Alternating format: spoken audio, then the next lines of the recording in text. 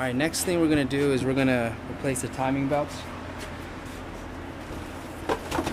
Some new ones from Ducati finally came in. They were back ordered from Oma. They came in from Italy and now they're here 14 days later. But we need to strip down this bike. We got to remove the gas tank, the side fairings, and then our timing belt cover. Which means we got to move this. A lot of things to remove, but we'll go ahead and do it. We got to drain the tank and everything. We're supposed to change the timing belts every 2 years or every 15,000 miles. At this point, I'm doing it because it probably hasn't been changed in over 2 years. So it only has 5,000 miles.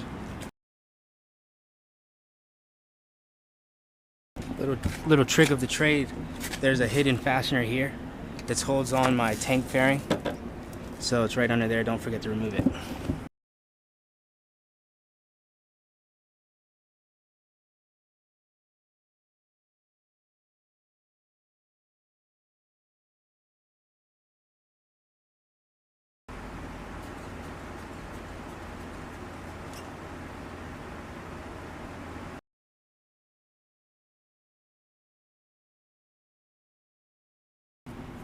Keep this one on. This one is just your breather.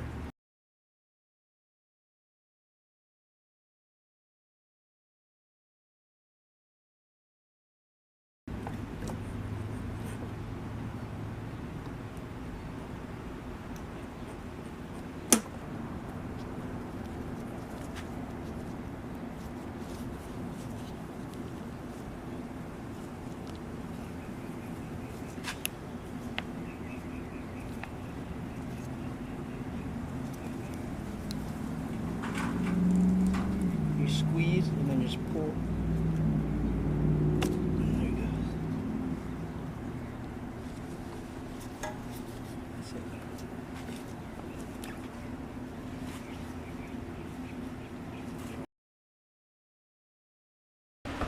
So there's these two little prongs here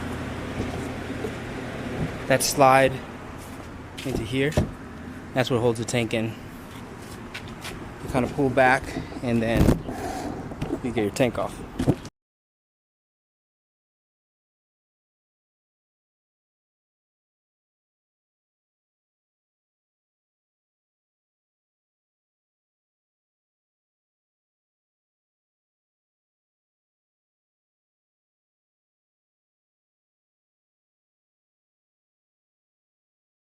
Okay, so we mounted the engine turning tool.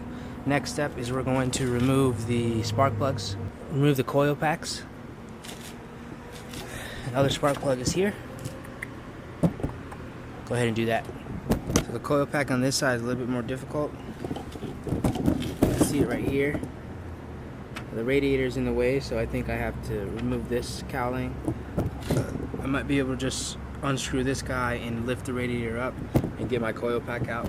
Now what you want to do is you want to align your dot on your output shaft to this line on your crankcase.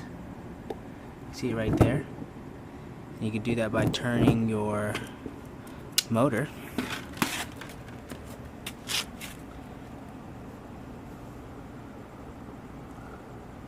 Doesn't really matter which way you turn it, as long as you get it to where it's supposed to be.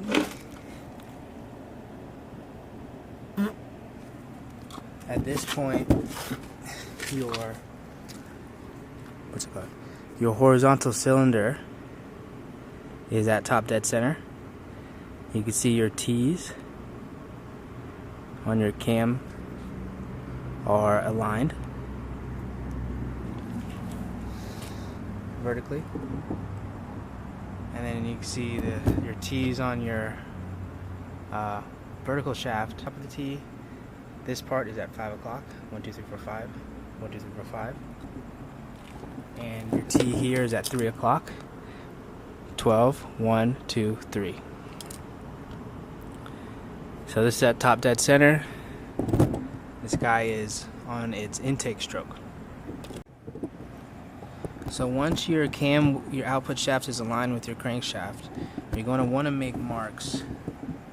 This is my horizontal cylinder. You're going to want to make marks on this cam wheel and on the belt right there, and then on the cam wheel here, on the cam wheel where it lines up with your head and your valve cover. So a mark is going to be right here, lined up with that. Same thing here.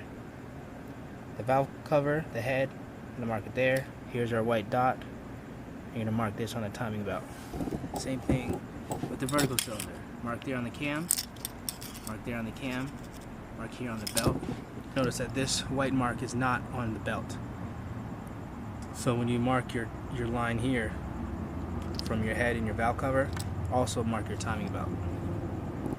Now it's time to remove the timing belt. Okay.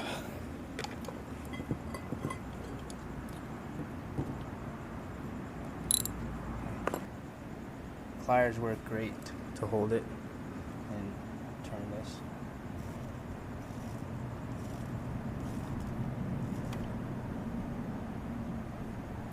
There goes everything.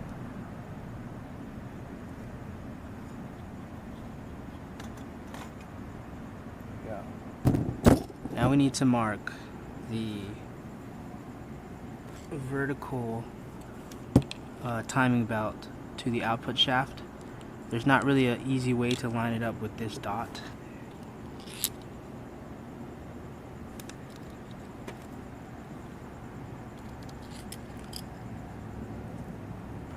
Now we're going to remove the vertical shaft. I believe one of the cams is going to move because I think the intake cam's going to move.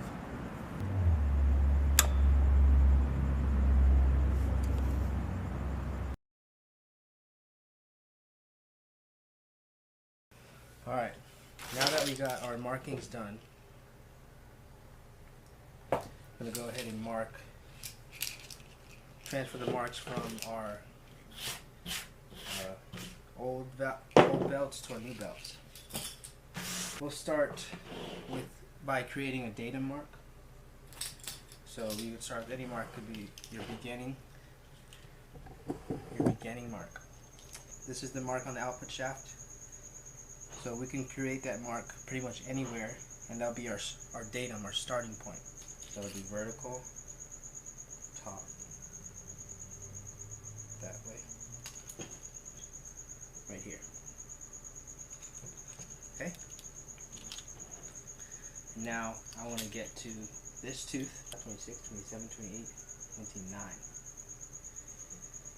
This will be yellow, 29 here, 1, 2, 3, 9.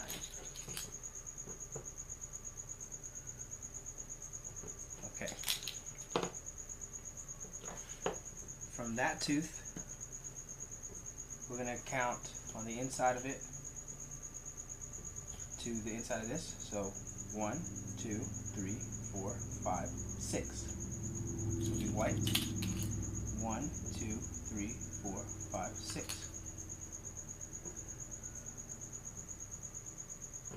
Okay, from that tooth, this next one will also be white.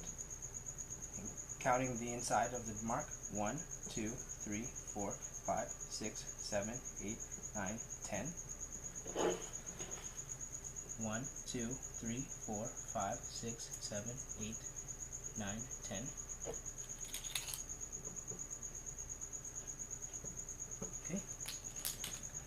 From that inside, we're going to skip and go to the next tooth, since this is a tooth mark. 1, 2, 3, 4, 5.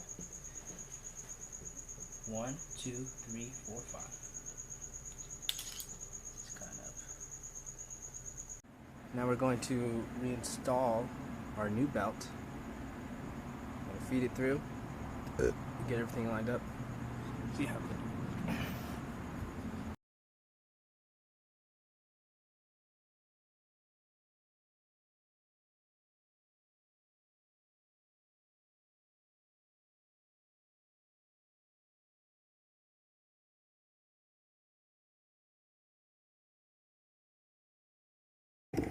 Alright, the next thing we're going to do, We're going to put the horizontal belt on. Lobe. Cool thing about this is that the cylinder's at top dead center, so everything is not under pressure. Versus the horizontal cylinder, the intake cam was under pressure. That made it really difficult to put the timing belt on. Okay, now that we have the belts in place, we're going to adjust the tension using this here. We're going to use pliers to actually adjust the tension. I'm going to use the SM4 universal belt tension meter. You put the probe above or below the belt, and then I'm going to go ahead and take a measurement. According to the service manual, it wants us to measure the tension right in the middle of the output shaft and the tensioner. So this bottom belt wants to get measured. For the vertical cylinder, it would be the far left. 85. 86. Okay. Measured 86, so I'm going to increase the frequency. We need to hit 110. And you can see here it says tensioning direction is counterclockwise. So there's a little bit. There we go. Take the measurement. 100. Take another one. 99. Alright. A little tighter.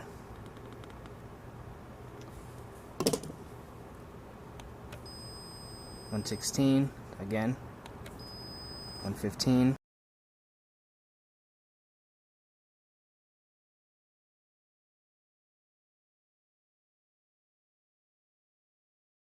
In the service manual, you want to measure the tension in between the drive shaft and the idler. So right here.